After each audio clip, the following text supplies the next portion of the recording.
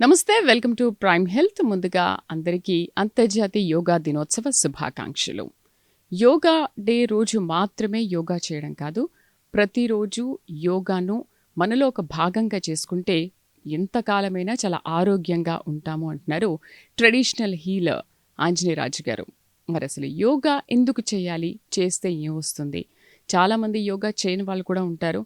మరి ఆంజనేయరాజు గారు చెప్పిన తర్వాత యోగా డే ఈ రోజు నుంచైనా యోగా నేర్చుకుంటారా లేదా అనే మాటల్లో విందాం. నమస్తే సార్. నమస్కారం అండి. మీకు అంతర్జాతీయ యోగా దినోత్సవ శుభాకాంక్షలు. మీకు కూడానండి. సార్, అసలు యోగా చేస్తే ఆరోగ్యంగా ఉంటారని మీరు చాలా సందర్భాల్లో చెప్తూ ఉన్నారు. బట్ యోగా డే రోజు మాత్రమే మనం అది పాటిస్తున్నాం, కేవలం ఒక ఫోటోలో ఒక ఫోజులు ఇచ్చేంత వరకు మాత్రమే. ఇంకో రోజు పోగానే దాన్ని అసలు మనం పట్టించుకొని కూడా పట్టించుకోము. మదర్స్ డే కానీ, విమెన్స్ డే కానీ, ఇవన్నీ మనం ఎలా సెలబ్రేట్ చేసుకుంటామో ఆ ఒక్కరోజు మాత్రమే యోగానా? అలా అని కాదమ్మా. అంటే ఇప్పుడు యోగాలో 2 రకాలు ఉంటాయండి. మానసిక యోగా, శారీరక యోగా. మానసిక యోగా అంటే ఏంటంటే ప్రాణాయామం లాంటిది, ధ్యానం ఇలాగ. అంటే సపోజ్ ఒక 80 ఏళ్ళు పైన ఉన్నాయమ్మా, ఆయన యోగా చేయమంటే అప్పుడు చేయలేరు కదా. అందుకే ఏం చేయాలంటే ఆయన్ని కింద కూర్చోలేకపోయినా కుర్చీలో కూర్చుని కూడా చేసుకోవచ్చు ప్రాణాయామం. కింద కూర్చోవాలి, పద్మాసనం వేయాలి, పద్మాసనం వేయాలి, మాకు అవన్నీ రావు, అవి ఏమీ అక్కర్లేదమ్మా. హ్యాపీగా కింద కూర్చోగలిగితే గోడకు జారబడి కూర్చోవచ్చు. ఓకే. కూర్చోలేకపోతే లేదు, కుర్చీలో కూర్చుని కూడా చేయొచ్చు. చేయవలసింది ఏంటంటే మనకి బ్యాక్ బోన్ ఏదైతే ఉందో అది స్ట్రైట్గా పెట్టుకుని ప్రాణాయామం. ఈ ప్రాణాయామం అనేది ఇంపార్టెంట్ అమ్మా అన్నిటిలోకి. ఓకే. మన లైఫ్ స్పాన్ పెంచుకోవాలన్నా, మన లైఫ్ స్పాన్ తరిగిపోతుంది, అలాగ 2 కూడా ప్రాణాయామం ద్వారా జరుగుతుంది. తెలియక శ్వాసలు ఎక్కువ వాడేసిన వాళ్ళకి లైఫ్ స్పాన్ తగ్గిపోతుందమ్మా. అదెలా? శ్వాసల్ని దాచుకున్న వాళ్ళకి లైఫ్ స్పాన్ పెరుగుతుంది. అంటే ఒక మనిషి రోజుకి 21,600 సార్లు శ్వాస తీసుకుని వదులుతారు. మీరు పుట్టగానే ఇంత ఆహారం, ఇంత శ్వాస ఫిక్స్డ్. అది ఓకే. నేను గత వీడియోలో కూడా చెప్పాను. ఆ ఆహారం ఆక్రమితకి అయిపోయింది, వీడు వెళ్ళిపోయాడు అంటారు చూడండి పల్లెటూరులో. అలాగే వీడికి అయిపోయింది, వీడు ఆఖరు ఎగిరిపోయింది గాలి అంటారు. గాలి అయిపోయింది, పలానోడు వెళ్ళిపోయాడు అంటారు. అంటే దాని అర్థం ఏంటంటేనేమో ప్రాణ. ఇక్కడ ఎంత ప్రాణాన్ని మీరు ఖర్చు పెట్టగలిగితే అంత ఆఖరు శ్వాస దాకా ఆ ప్రాణం ఖర్చు పెట్టేది మీకు బ్యాంకులో డిపాజిట్ లాంటిది అనమాట. అది అయిపోతే బ్యాలెన్స్ అయిపోయింది, వెళ్ళిపోవాల్సిందే. ఫుడ్ కూడా సేమ్ అంతే. మనం ఆక్రమితకు తిన్నాక ఇంక మనకి ఇక్కడ తినే అర్హత లేదు, అయిపోయినట్టే. ఈ లైఫ్ ఇక్కడికి అయిపోయినట్టు. యోగులు ఏం చేస్తారంటే ఈ ఏదైతే 4 సెకండ్స్కి నార్మల్ పీపుల్ శ్వాస తీసుకుని వదులుతామో మనకు తెలిసో తెలియకుండా నడుస్తూనే ఉంటుందమ్మా. అది దాన్ని ఏమంటారంటే నిష్కామ కర్మ అంటాడు కృష్ణుడు భగవద్గీతలో అర్జునుడికి చెప్పింది. నిష్కామ కర్మ అంటే, కామ అంటే కోరికమ్మ, పని అని కూడా వస్తుంది. అంచేత కోరిక అంటే ఇప్పుడు శ్వాస మిమ్మల్ని అడిగి రాలేదు కదా, మీతోటి పాటు మీరు పుట్టారు, శ్వాస వచ్చింది, అది వెళ్ళిపోతే మనం వెళ్ళిపోతాం. మీరు నిద్రపోతున్నారు, అయినా దాని పని అది చేస్తూనే ఉంది, అది మానలేదు కదా. అలాగా ఏమీ ఆశించకుండా తన పని తాను చేసుకునేదే శ్వాస, అదే నిష్కామ కర్మ. అంటే ఏ స్వార్థం లేకుండా జరిగే ప్రక్రియ అది. ఆ నిష్కామ కర్మ అనేది ప్రాణామ. దాన్ని మీరాబాయి చెప్తుంది, మేరే జనన మరణకే సాతి తూ నా విశ్రు దిను రాతి. నా పుట్టుకతోటి నా కూడా వచ్చి నేను చనిపోయేటప్పుడు వెళ్ళిపోయే ఒక శ్వాస, నువ్వు ఎప్పుడూ విశ్రాంతి తీసుకోవు. విశ్రాంతి తీసుకుంటే మనం ఉండం కదా, అలా అన్నమాట. అంచేత ఈ ప్రాణాయామం అనేది అన్నిటికంటే ఇంపార్టెంట్ అమ్మ. ఆ ప్రాణాయామంతో కూడి ఉన్న యోగాయే ఫిజికల్ యోగా. ఓకే. ఓకే. ఇప్పుడు ఒక ఆసనం చెప్తున్నారు అనుకోండి ఒక గురువుగారు, ఆ బెండ్ అయ్యేటప్పుడు బయటకు వదులు, లేకపోతే లోపలికి తీసుకో, మళ్ళీ లేచేటప్పుడు లోపలికి తీసుకో, లేకపోతే బయటకు వదులు. అలాగే ఆ మూమెంట్ తోటి పాటు శ్వాసను కంటిన్యూ చేస్తారు. ఆ శ్వాసను కంటిన్యూ చేస్తూ ఆ మూమెంట్ చేయడం వల్ల కొన్ని ఫలితాలు ఉంటాయి. ఇప్పుడు సపోజ్ మీరు ముందర కొంగుతున్నారు, పొట్ట నిండా గాలి ఇలా తీసుకుని ముందర కొంగారు అనుకోండి, వంగలేరు. పూర్తిగా గాలి బయటకు వదిలేసి వంగారనుకోండి, ఈజీగా వంగుతారు. మళ్ళీ లేచేటప్పుడు ఏం చేస్తారు, శ్వాస తీసుకుంటారు, ఫుల్గా తీసుకుంటారు. తర్వాత అలాగా ఎక్సెల్ ఎప్పుడైతే మీరు శ్వాస ఎక్కువ తీసుకున్నారో మీ శరీరంలో ఉన్న ప్రతి నాడీ మండలంలోకి ఈ ఆక్సిజన్తో కూడిన రక్తం అనేది ప్రసరణ జరగాలి. ఆ రక్త ప్రసరణతోటి వెళ్ళే ఆక్సిజన్ వల్లే మీ శరీరంలో సెల్స్ అన్నీ బతికుంటాయి. అణువుల యొక్క సమ్మేళనమే మన యొక్క శరీరం. ఈవెన్ ఎనీ మ్యాటర్ కూడా పార్టికల్స్, ఇప్పుడు ఇది ఉందనుకోండి, ఇది పార్టికల్స్ కింద విడిపోయి పార్టికల్స్ కలిస్తేనే ఒక మ్యాటర్ అవుతుంది. ఆ పార్టికల్స్ లాంటివే మన శరీరంలో అణువులు కూడా. అణువుల యొక్క సమ్మేళనమే, కోటాను కోట్ల అణువుల సమ్మేళనమే మన శరీరం. ప్రతి అణువుకి ఆక్సిజన్ కావాలి. అవును. ఏ అణువుకి ఆక్సిజన్ అందలేదో ఆ అణువు చనిపోతుంది. అంటే చనిపోవడం అంటే పుట్టింది ఎలాగా చనిపోతుంది, కానీ సపోజ్ కొన్ని ఉన్నాయనుకోండి, ఒక 20 గంటలు ఉండాలి, కొన్ని 80 గంటలు ఉండాలి, కొన్ని 15 రోజులు ఉండాలి, కొన్ని 50 రోజులు ఉండాలి పుట్టిన అణువులు. అలా కాకుండా 50 రోజులు ఉండేది 10 రోజులకే చచ్చిపోతుంది. ఓకే. లేకపోతే ఏదైనా ఆక్సిజన్ అందక చనిపోయినాయి, అక్కడ బ్లాకేజ్ ఉండటం వల్ల ఆ చనిపోయిన పార్టికల్స్ బయటికి వెళ్ళకపోవడం వల్ల, అవన్నీ పాడైపోవడం వల్ల అక్కడ అపాన వాయువు అంటే టాక్సిక్ ఎయిర్ అనేది అక్కడ బ్లాకేజ్ ఉంటుంది. ఆ టాక్సిక్ ఎయిర్ బయటికి ఎప్పుడైతే రాలేదో అది అలా పెరుగుతూ ఉంటుంది. అది అలా ఊరుకోదు కదా, దాని బౌండరీలోకి వచ్చినాయి అన్నీ చనిపోతూ ఉంటాయి, అలా ఏరియా పెరుగుతూ ఉంటుంది. అప్పుడు మీ శరీరం మీకు నాకు ఇక్కడ ఇబ్బంది ఉందని నొప్పి ద్వారా తెలియజేస్తుంది, పెయిన్ ద్వారా. వెంటనే మనం జాగ్రత్త తీసుకోవాలి. అలాగా ఈ గాలి మీదే, ఈ శ్వాస మీదే శరీరం అంతా ఆధారపడి ఉంటుంది. ప్రాణాయామం చేస్తానే, యోగా చేశాక ప్రాణాయామం చేస్తారు, ప్రాణాయామం చేసి యోగా చేయొచ్చు. ఫిజికల్ యోగా చేసినప్పుడు ఏమవుతుందంటే వ్యాధిని బట్టి, వయస్సుని బట్టి, అతని శరీరం యొక్క శక్తిని బట్టి ఆ గురువు అనే ఆయన ఆ ఆసనాలు, ఆ కోర్సు వాళ్ళకి ఇస్తూ ఉంటాడు. అందరూ భ్రమించేది ఏంటంటే మనకు వయసు అయిపోయింది, యోగా చేయమంటున్నారు, మనం ఏం చేయగలం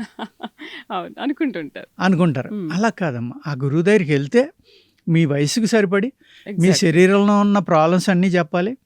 మీరు వంగగలరా, కూర్చోగలరా లేదా టోటల్గా ఆయనకి చెప్పారనుకోండి, అప్పుడు ఆ గురువే మీకు పలానా పలానా సూటబుల్ అని ఆయన ఒక కోర్సు మీకు ఇచ్చి అది చేసుకోండి అంటారు. యోగా చేసేటప్పుడు అది మీరు చేయగలరు కూడా. మీరు చేసే వాళ్ళు చేయండి, చెయ్యలేని వాళ్ళు అలా ఉండండి అని కూడా చెప్తూ ఉంటారు. అంతే కదా, అలాగమ్మా అలా చెప్తారు. కానీ అందరూ ఐడియా ఏంటంటే యోగా అనేవాడికి అదేదో ఆసనాలు మనం చేయగలమా లేదా అనుకుంటూ ఉంటారు, భయపడుతూ ఉంటారు. ఇక్కడ ఈ ప్రాణశక్తి అనే దాన్ని ప్రాణాయామం ద్వారా మీరు పెంచుకుంటే అనేక మీ అంటే మీకున్న వ్యాధుల నుంచి బయటపడవచ్చు. యోగా ఆసనాలు వేయకపోయినా కూడా ఈ ప్రాణాయామం అనేది అద్భుతంగా పనిచేస్తుంది. అలాగే అష్టాంగ యోగా అని అనేక రకాలు ఉందమ్మా మనకి. అంటే 8 folds ఆఫ్ యోగా అంటారు దాన్ని. అష్టాంగ యోగా అంటే అనేక రకాలు అన్నమాట. అందులో 8 రకాల పేర్లు ఉంటాయి వాటికి. ఆ 8 రకాలు చేయాలంటే మీకు శరీరం గట్టిగా ఉండాలి. యోగులు శిష్యుని తీసుకున్నప్పుడు చెప్తారు ఏమని అంటే, నువ్వు శరీరాన్ని ఎప్పుడూ నెగ్లెక్ట్ చేయకు, శరీరాన్ని కాపాడుకోవాలి, శరీరం దృఢంగా ఉండాలి, ఆరోగ్యంగా ఉండాలి, ఉన్నప్పుడే నువ్వు సాధనలో ముందరికి వెళ్ళగలవు అనేది తప్పనిసరిగా గురువులు చెప్తారమ్మా. శరీరం అనేది చాలా ఇంపార్టెంట్. ఈ శరీరాన్ని మనం నెగ్లెక్ట్ చేసి మీకు అన్ని రకాల ప్రాబ్లమ్స్ వచ్చేసినాయి అనుకోండి, మీరు యోగాలో ఒక 8 folds ఆఫ్ యోగాలో ఆసన అని ఒకటి ఉంది, కూర్చోవాలి. ఒక ఆసనంలో కూర్చుంటే కదలకూడదు. మరి మీకు అన్ని జబ్బులు, కీళ్ళ నొప్పులు, కాళ్ళ నొప్పులు ఉండి కూర్చోమంటే ఎక్కడ కూర్చోగలరు, అసలు కూర్చోలేదు. అందుకు అలాగే ఆహారం తీసుకునేటప్పుడు కానీ ఒక నియమితం పరిమితి గల ఆహారం, అంటే మీరు చేసే పనిని బట్టి ఆహారం ఉందమ్మా. ఇప్పుడు గుళ్ళో పూజ చేసి పూజారికి బార్డర్లో యుద్ధం చేసి సోల్జర్ని ఒకే ఆహారం తినమంటే కుదరదు. వాళ్ళు అక్కడ రజోగుణం, అక్కడ అంటే వాళ్ళు పవర్ఫుల్గా ఉండాలి, యుద్ధం చేయాలి.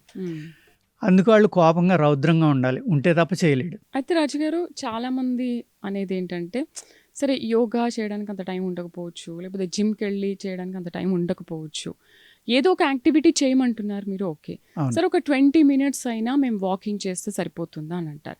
మళ్ళీ ఆ వాకింగ్లో కూడా స్లోగా చేయాలి, ఫాస్ట్గా చేయాలి, ఇలాంటివి కూడా కొన్ని ఉంటుంటాయి కదా. అక్కడ చాలామంది కన్ఫ్యూజ్ అవుతూ ఉంటారు. ఓకే, యోగా డే సందర్భంగా మనం మాట్లాడుకునేది ఏంటంటే, అట్లీస్ట్ మనం రన్నింగ్, వాకింగ్ ఇదైనా చెయ్యొచ్చా ఎవరైనా సరే? ఎవరైనా సరే చేయడానికి లేదమ్మా. ప్రతి ఒక్కళ్ళు కూడా ఒకళ్ళ శరీరానికి రెండో ఒకళ్ళకి సంబంధం ఉండదు. అవును. ఒకళ్ళ శక్తికి వాళ్ళది రెండో వీళ్ళది శక్తి రెండో వాళ్ళ శక్తికి సంబంధం ఉండదు. ఉమ్. ఇప్పుడు ఎలా ఉందంటే పిల్లలు ఉంటారు, వాళ్ళు ఫాస్ట్గా వెళ్ళగలరు. వాళ్ళు ఫాస్ట్గా పరిగెత్తగలరు, వాళ్ళకి శక్తి ఉంది బాడీలో. అదే 70 ఏళ్ళు ముసలైన పరిగెడదాం అనుకుంటే ఏమవుతుంది, మోకాళ్ళలో జాయింట్లు అరిగిపోయి, యాంకిల్స్ దగ్గర జాయింట్లు అరిగిపోయి లేనిపోయిన ప్రాబ్లమ్స్ వస్తాయి. కరెక్ట్. అలాగే స్త్రీలు ఇంట్లో పనిచేస్తారు, పని చేసుకుని స్త్రీలు ఇంట్లో 3 నుంచి 5 కిలోమీటర్లు నడుపుతారు. వాళ్ళు మళ్ళీ సాయంత్రం అందరూ నడుపుతున్నారని వాళ్ళు కూడా వెళ్ళి ఇంకో గంట నడిపితే ఏమవుతుందమ్మా, స్టామినా వేస్ట్ అయిపోతుంది, వృధా అయిపోతుంది. అంటే ఇప్పుడు వాళ్ళు కూడా యోగాకి ఒకటే అడుగుతారు. మీరు జిమ్ గురించి అడిగారు. ఉమ్. యోగాకి జిమ్కి డిఫరెన్స్ ఏంటంటే జిమ్లో క్యాలరీస్ కాల్చి మళ్ళీ పుట్టిస్తారు. ఉమ్. బర్న్ చేయటం అంటారు కదా, క్యాలరీస్ బర్న్ అవుతున్నాయి అంటారు. ఉమ్. ప్రతి ఒక్కళ్ళు ఇప్పుడు వాచీలు కూడా వచ్చేసినాయి, ఉమ్. ఎన్ని అడుగులు Smart నడిచాను, watch. ఎన్ని క్యాలరీస్ కాలిని, లేకపోతే ఈ రన్నింగ్ మిషన్లు ఉంటాయి కదా వాటి మీద పరిగెడతా అవునవును. ఎంత కాలింది ఏంటి అన్నీ ఎంత చూసుకుంటూ చేసామో ఉంటాం. చూపిస్తుంది. అది చాలా తప్పమ్మా. యాక్చువల్గా యోగా ప్రకారం చూస్తే ఫలితం దేంట్లోనే ఉంటుంది. కానీ నేను ఇందాక ఒక మాట చెప్పాను మీకు, శ్వాసని వృధా చేసుకోకూడదు అని, దాచుకోవాలి అని. ఉమ్. అది జిమ్ చేస్తే రాదు, యోగా చేస్తే వేస్ట్ చేసేస్తున్నారు కదా అక్కడ. అవును, కరెక్ట్. శ్వాస ఒక్కటే కాదమ్మా, మీ క్యాలరీస్ని కూడా అక్కర్లేకుండా బర్న్ చేసేస్తున్నారు. బర్న్ చేయటం వల్ల ఏమవుతుందంటే మీ బాడీలో ఉన్న చనిపోయిన సెల్స్ బయటికి వెళ్ళిపోయి బాడీ ఏం చేస్తుంది, ఇమీడియట్గా సెల్స్ని పుట్టించేస్తుంది. ఆ ప్రాసెస్ స్పీడ్ అయిపోతే ముసలితనం తొందరగా వచ్చేస్తుంది. డబ్బులు ఇచ్చి మరీ ఆరోగ్యాన్ని పాడు చేసుకుంటున్నట్టు లెక్క అంటాను నేను. ఇది యోగా చేసే వాళ్ళకి మాత్రం తెలుస్తుంది. అదే యోగా చేస్తున్నారు అనుకోండి, మీ క్యాలరీస్ వేస్ట్ అవ్వకుండా ఉమ్. ఉన్న మజిల్స్, నరాలు అన్నీ కూడా శక్తివంతంగా దృఢంగా తయారవుతాయి. తయారవుతాయి. ఉమ్.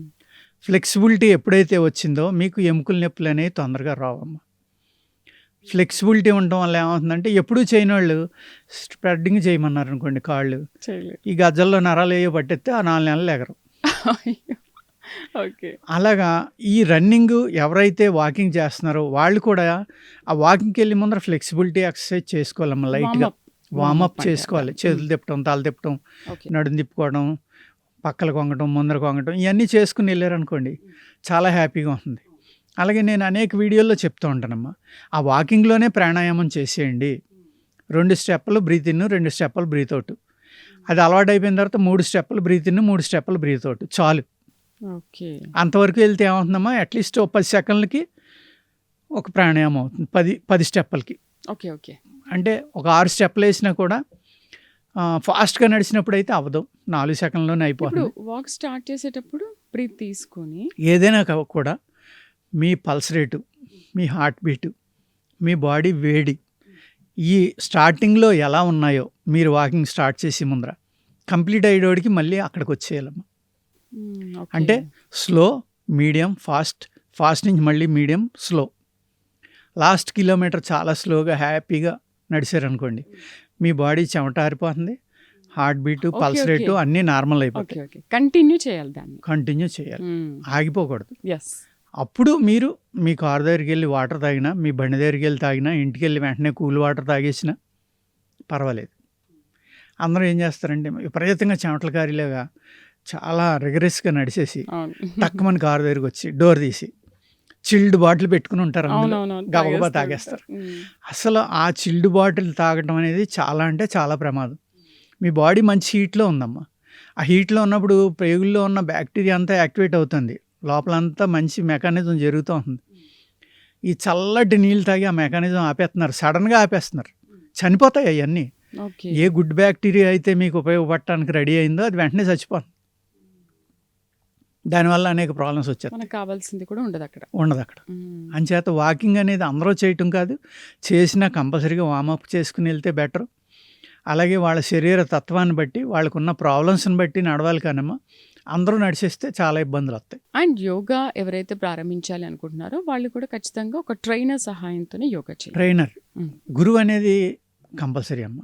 ఆ గురువు ఎలాంటి గురువు అనేది మనం సెలెక్ట్ చేసుకోవాలి. ఇప్పుడు ఆన్లైన్లో కూడా వచ్చాయి కాబట్టి అందులో అయినా మనం నేను 2 రకాల గురువులు అని చెప్పాను కదమ్మా, మానసిక యోగా, శారీరక యోగా. ఈ మానసిక యోగా గురువులు ఎవరైతే ఉన్నారో వాళ్ళు హై లెవెల్లో ఉన్న వాళ్ళు అయితే నాకు తగిన శిష్యుడు అనుకుంటే ఆ శిష్యుడి దగ్గరికి ఆ గురువు వస్తాడు. ఓకే. ఓకే. ఎందుకంటే ఆయన యొక్క నాలెడ్జ్ ఏదైతే ఉందో ఆయన జీవితంలో సాధించింది అది 10 మందికి క్యారీ చేయాలంటే శిష్యులు కావాలి, లేకపోతే ఆయనతో అక్కడ ఆగిపోతుంది. ఈ శిష్యుడు కూడా ఎవరైతే ఏమీ తెలియకుండా ఒక యోగి లేకపోతే ఒక సిద్ధుడు నాకు గురువు కింద రావాలనుకుంటే ఆయన చెప్పేది వీడికి అర్థం అవుతుంది. ఎలా అర్థం అవుతుంది? వీళ్ళు రీచ్ అక్కడికి వెళ్ళాలి కదమ్మా. ఇప్పుడు ఫస్ట్ స్టాండర్డ్ వాడికి పీజీ చేసినోడు క్లాసులు చెప్తే ఎలా ఉంటుందమ్మా? ఏం అర్థం అవ్వదు. లేకపోతే పిహెచ్డి వాడు చెప్పినా ఏం అర్థం అవ్వదు. ఆ ఫస్ట్ స్టాండర్డ్ వాడికి థర్డ్ స్టాండర్డ్ ఫోర్త్ స్టాండర్డ్ వాడు చెప్తే అర్థం అవుతుంది. అలాగే అసలు గురువు అనేది అర్థం ఏంటంటే, ఏదైతే అజ్ఞానం అనే చీకట్లో మీరున్నారో ఆ అజ్ఞానాన్ని తొలగించి జ్ఞానం అనే కాంతిలోకి తీసుకెళ్ళే, ఆ చీకటి నుంచి వెలుగులోకి తీసుకెళ్ళేవాడే గురువు. ఆ వెలుగులోకి వెళ్ళి మార్గదర్శనం చేసేవాళ్లే గురువు. అదమ్మా అక్కడ గురువు అంటే అది. అజ్ఞానం నుంచి జ్ఞానం, చీకటి నుంచి వెలుగులోకి తీసుకెళ్ళేవాళ్ళు అనమాట. ఓకే రాజుగారు, ఇప్పుడు యోగా చేయడం వల్ల వచ్చే లాభం ఏంటి? మనం ఇంతకుముందు వయసుని మనం పెంచుకోవచ్చు అన్నారు. అండ్ ఆ యోగా వల్ల ఏజ్ తక్కువగా కనిపించే అవకాశాలు, అంటే ఏజ్ తక్కువగా కనిపించడానికి కూడా యోగాసనాలు ఉంటాయా? డెఫినెట్గా ఉంటాయమ్మా. అలాగే మన లైఫ్ స్టైల్ అనేది మార్చుకోవాలి తప్పనిసరిగా. యోగా చేయాలి అంటే ఆ టైంకి ఎంటీ స్టమక్ తోటి ఉంటాం. అలాగే మనం చేసే పని బట్టి ఆహారం నిర్ణయించుకోవడం. మనం నిర్ణయించుకునేది ఏం లేదమ్మా, ఆ గురువులే నిర్ణయిస్తారు. ఇది తింటే బాగుంటుంది నీకు, ఇలా ఉంటే బాగుంటుంది, ఎంత టైం చెయ్యి, ఈ విధంగా చెయ్యి. ఇప్పుడు పూర్వకాలం నుంచి ఏంటంటే మనకి గురు శిష్య పరంపర అనేది ఉందమ్మా.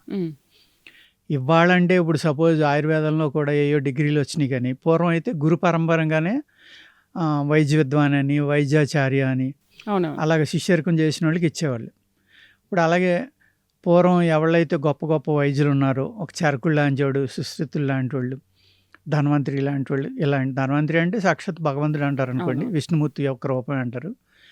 వీళ్ళు శిష్యులు ఎలా అంటే చాలా సంవత్సరాల శిష్యరికం చేసిన తర్వాత, గురువుగారు మాకు అన్నీ తెలుసు కదా, మేము పాస్ అయ్యామా లేదా అని అడిగితే ఆయన ఒక 6 నెలల టైం ఇస్తున్నాను, ఒక పని చెయ్యని మూలికను తీసుకురండి అప్పుడు చెప్తాను అంటారు.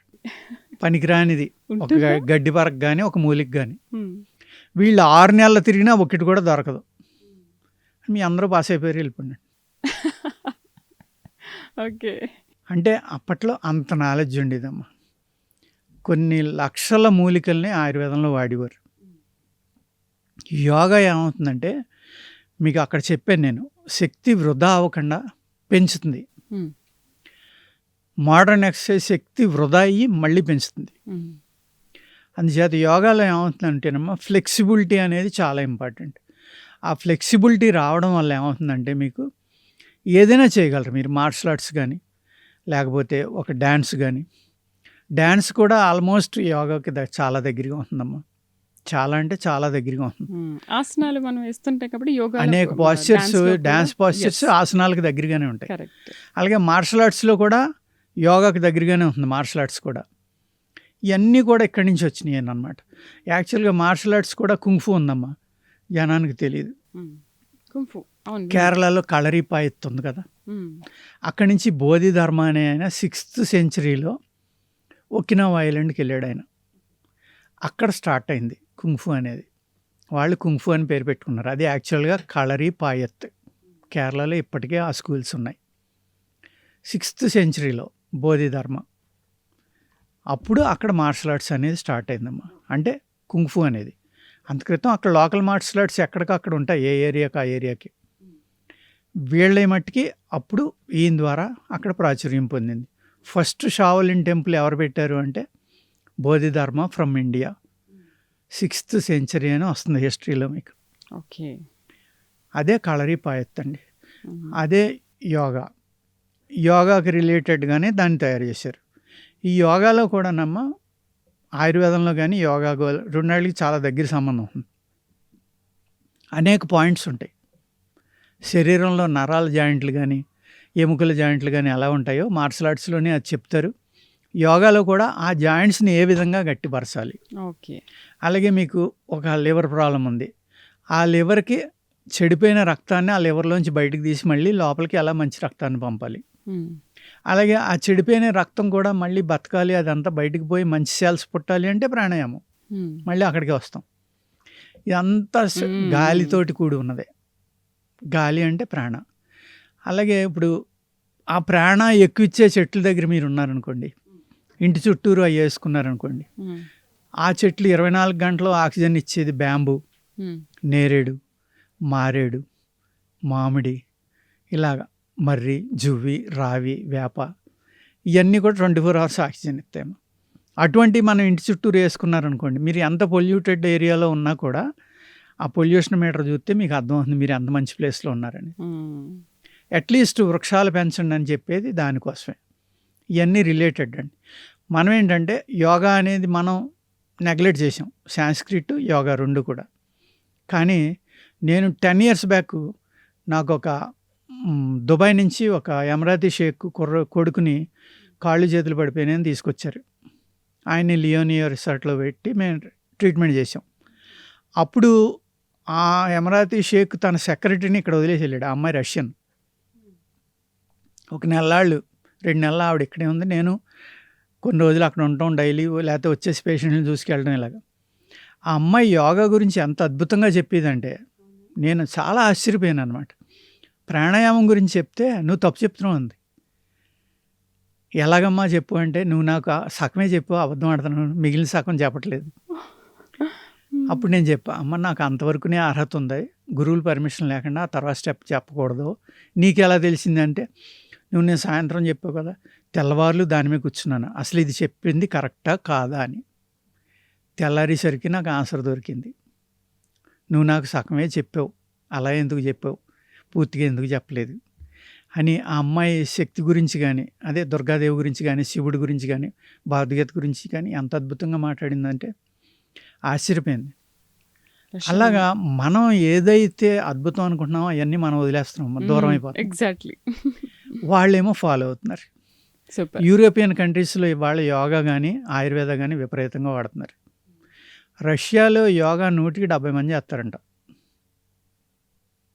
ఆ అమ్మాయి చెప్తే నేను ఆశ్చర్యపోయా.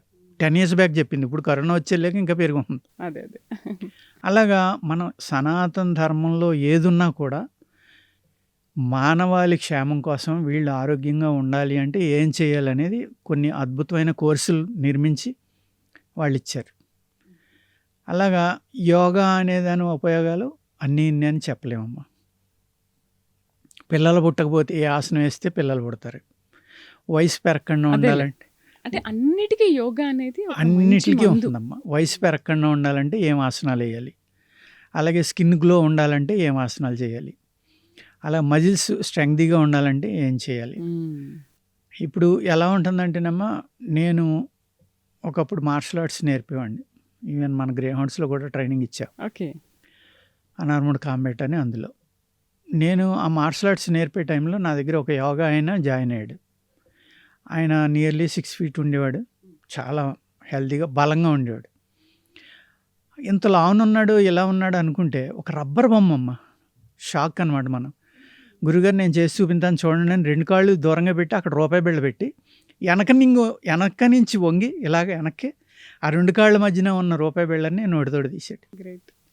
అంటే నేను ఆశ్చర్యపోయా. ఎంత ఆయనతోటి ఫైట్ చేయాలంటే మాస్టర్లు కూడా భయపడేవారు. ఎంత గట్టిగా ఉండేవాడు అంటే, చెన్నై నుంచి అక్కడి నుంచి మా గురువులు వచ్చేవారమ్మా, బ్లాక్ బెల్ట్స్. అప్పట్లో బ్లాక్ బెల్ట్ అంటే చాలా గ్రేట్. ఇప్పుడు ఇది 85, 83, 82 ఆ టైంలో. అటువంటి వాళ్ళు కూడా ఇతనితో ఫైట్ చేయాలంటే భయపడేవారు. ఎందుకంటే ఇతను బ్లాక్ చేస్తే చేతులు ఇరిగిపోతాయేమో కాళ్ళు అని భయపడేవారు. అంత గట్టిగా ఉండేవాడు. అప్పుడు అనుకున్నా, ఓహో యోగా చేస్తే మనిషి ఎంత గట్టిగా ఉంటాడు కాను అనేది. రాజుగారు, యోగా డే సందర్భంగా ఏం చెప్పాలనుకోండి? ఎందుకంటే యోగా డేని జూన్ 21న డిసైడ్ చేశారు.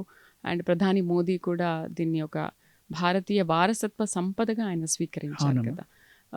యోగా గురించి ఎంత మనం అవేర్నెస్ పెంచినప్పటికీ కూడా ఒక 2 రోజులు చేసి మళ్ళీ దాన్ని పక్కన పెట్టేస్తూ ఉంటారు. అసలు ఈ యోగా డే నుంచైనా కంటిన్యూగా ఇలా చేయాలి, అలవాటు చేసుకోవాలి, అవేర్నెస్ రావాలి అంటే ఏం చెప్తారు మీరు? అంటే ఏం లేదమ్మా, మీరు ఆరోగ్యంగా ఉండాలంటే చేసి తీరాలంతే. దాన్ని మళ్ళీ రాజీ పడే సమస్య లేదు. మీకు ఆరోగ్యం కావాలి, హెల్త్ కావాలి, నేను బాగుండాలి అనుకుంటే చేయవలసిందే. అలా కాకుండా సరేలే ఇప్పుడు ఎవళ్ళ అలవాట్లు వాళ్ళకుంటాయమ్మా, నేను ఇలాగే బతుకుతాను, నాకు ఇదే ఆనందం అనుకుంటే ఓకే, దాన్ని మనం కాదనేది ఏముంది. అలాగే హెల్తీగా ఉంటే డైలీ యోగా చేయటం, ప్రాణాయామం చేయటం, ఒక టైమ్లీగా లేవటం, టైమ్లీగా తినటం ఇలా చేశారనుకోండి. నేనే మీకు ఉదాహరణ, నాకు 72, 73 వస్తాయి తొందరలో. హ్యాపీగా ఉన్నాను. నాకు కంటి చూపు తగ్గలేదు, ఏమీ లేదు. ఏదైనా తింటాను, ఏదైనా చేస్తాను. హ్యాపీగా ఉన్నాను. ఇలాగా అంటే మీకు ఒక ఎగ్జాంపుల్‌గా చెప్తున్నాననమాట. అలాగా ఒక సిస్టమాటిక్ లైఫ్‌ని కలిగి ఉండాలి మనం అనుకుంటే, మన బ్రెయిన్ కూడా ముసలితనం అనేది శరీరానికమ్మా, బ్రెయిన్‌కి కాదు. ఆ బ్రెయిన్‌ని ఎప్పుడు యాక్టివేట్‌గా ఉంచుకోవాలి. ఆ బ్రెయిన్ ద్వారా మన శరీరం బాగుండాలి అనుకుంటే కంపల్సరీగా యోగా చేయాలండి, ప్రాణాయామం చేయాలి. థ్యాంక్ యూ వెరీ మచ్ రాజు గారు. యోగా డే సందర్భంగా చాలా మంచి విషయాలు చెప్పారు. సో ఇప్పటి నుంచైనా మన వాళ్ళు ఫాలో అవుతారో లేదో చూద్దాము. Thank you very much. నమస్తే. సో మంచి ఆరోగ్యం కావాలి అనుకుంటే ఈ యోగా డే రోజు ముందు ఈ రోజు నుంచైనా సరే మీరు యోగా చేయడం అలవాటు చేసుకోండి. ఖచ్చితంగా మంచి ఆరోగ్యం మీ సొంతమవుతుంది. సో అవేర్నెస్ తెచ్చుకోండి. రాజుగారు చెప్పినట్టుగా మన స్కిన్ గ్లో కావాలన్నా అండ్ మన వయస్సు కనిపించకుండా ఉండాలన్నా కూడా యోగాసనాలు చాలా ఉన్నాయని అంటున్నారు. ఖచ్చితంగా ఈ రోజు నుంచి మీరు ప్రారంభించండి. ఇది వాళ్ళ ప్రైమ్ హెల్త్. నమస్తే.